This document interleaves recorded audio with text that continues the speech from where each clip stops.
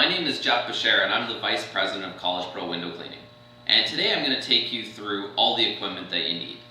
Some of this equipment you're going to be using on every job site, every day, and some of it you'll be using only a handful of times through the entire summer. But it's important that you know how to use all this equipment and that you have all this equipment, because doing so will allow you to be as efficient with your time as possible on the job site and ensure that you're doing a high quality job every job. So what we're going to start with is the basic window cleaning supplies. So the first thing I've got on here is my tool belt, and this is where I'm going to carry all my equipment while I'm on the job site. Next thing, we've got a strip washer. So this is what you're going to use to wash the window. The cover actually is removable by Velcro, so you will need to change them a couple times through the summer as they wear down.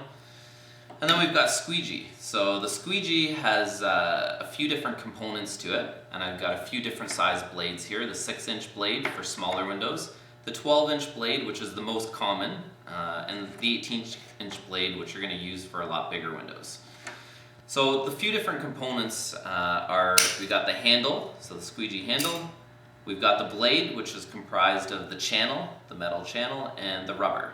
So the rubber can be changed throughout the summer, and you probably want to actually be changing it every couple weeks as the rubber starts to wear down to ensure that you're getting a nice clean stroke and you're not leaving any streaks behind.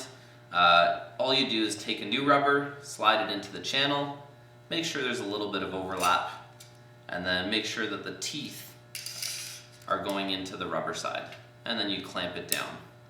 So pretty simple. If you're finding that the handle is a little bit too loose, you can actually just tighten these screws slightly, or vice versa. If you're having trouble getting it apart, then you can actually just loosen the screws tightly. So that's the squeegee.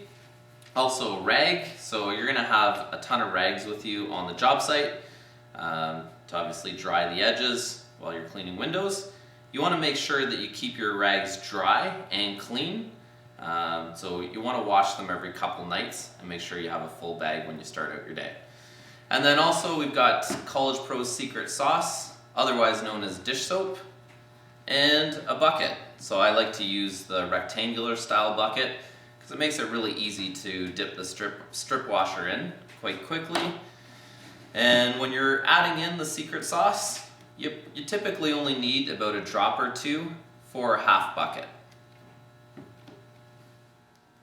Next, we have some of the supporting tools that you're going to use. So first we have a paint scraper, which has got a metal blade. You're going to use this to obviously scrape off any excess paint that's left on the window, or maybe any excess dirt that's caked on. And you've also got a putty knife.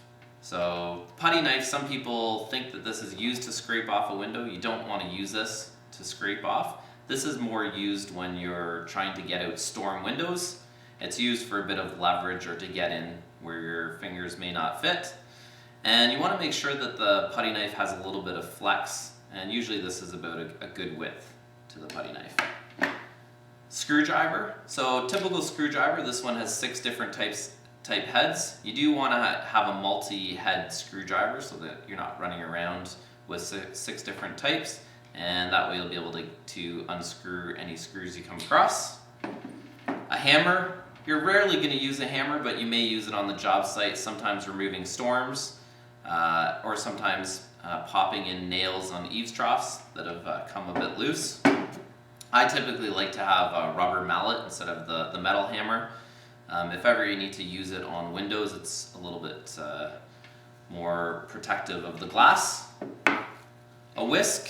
So you'll use the whisk for a couple different reasons. One, if you get to a window that has a ton of cobwebs, to just brush out the excess cobwebs. Sometimes basement windows have excess dirt or cobwebs. 2, sometimes when you're cleaning out eaves troughs, if there's a lot of rocks or dirt in the eaves troughs, you can actually just brush them and clean them that way.